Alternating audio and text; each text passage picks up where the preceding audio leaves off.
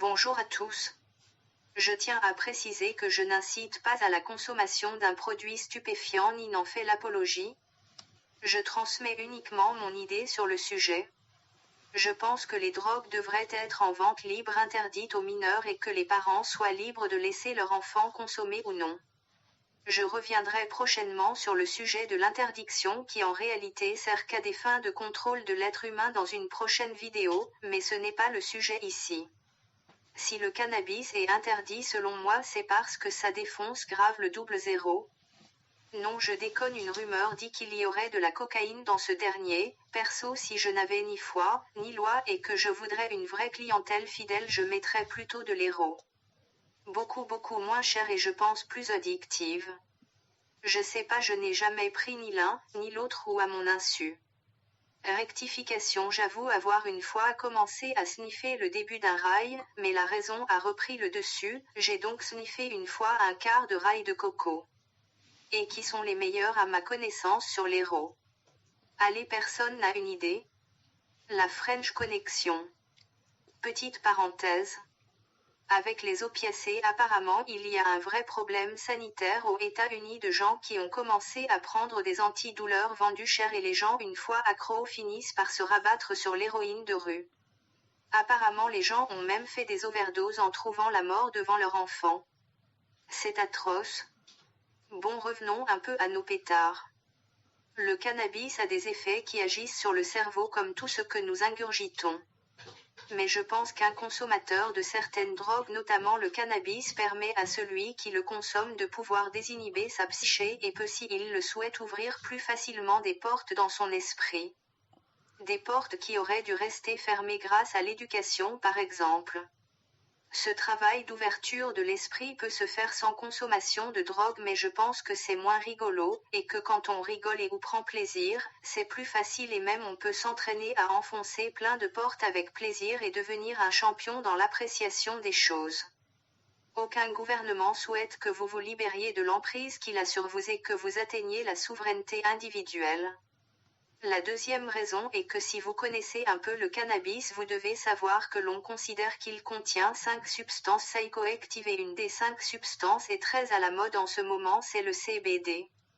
Ce dernier serait un antiproliférant de maladies diverses et plus particulièrement il ralentit la progression de cancer d'une manière inégalée.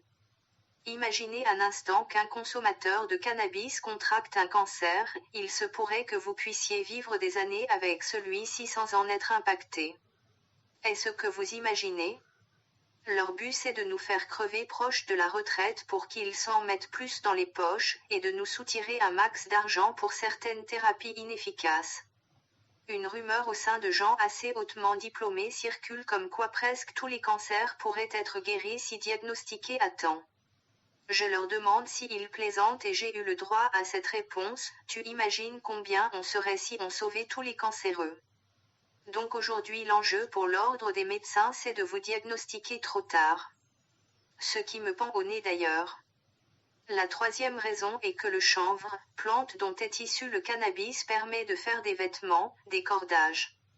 Et qu'il y avait à l'époque de gros producteurs de coton qui je pense se sont opposés farouchement à interdire le chanvre en mettant en cause ses effets psychoactifs, afin d'éviter de perdre leur business ou de devoir se recycler dans la culture du chanvre. D'ailleurs je pense que la récolte du chanvre aurait nécessité moins d'esclaves et qu'aurait-il fait de ce surplus de main-d'œuvre inutile, bonne à rien à part manger et se reproduire. Les affranchir. Hors de question, c'est mes négros, vous aurait-il répondu, je préfère encore les vendre ou les tuer.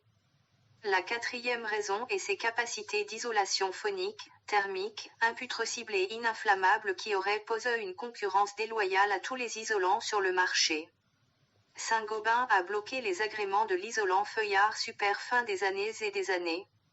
Je ne suis même pas sûr que celui qui a développé ça en vive aujourd'hui. De plus d'après Wikipédia qui n'est pas une source sûre, mais une véritable mine d'informations.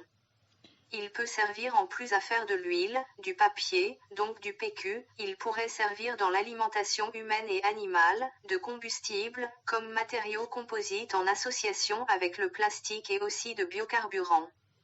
Alors si vous faites le point, une plante qui permet toutes les choses que je viens de vous citer en j'en oublie sûrement un bon paquet et un fléau à abattre pour je cite liste non exhaustive, le pouvoir en place, l'ordre des médecins, l'industrie du coton et plus généralement du textile, pour l'industrie qui fournit le maritime et le bâtiment, pour les fournisseurs de matières premières de papier, et emmerderait probablement aussi la Chambre de l'agriculture et les manias du pétrole.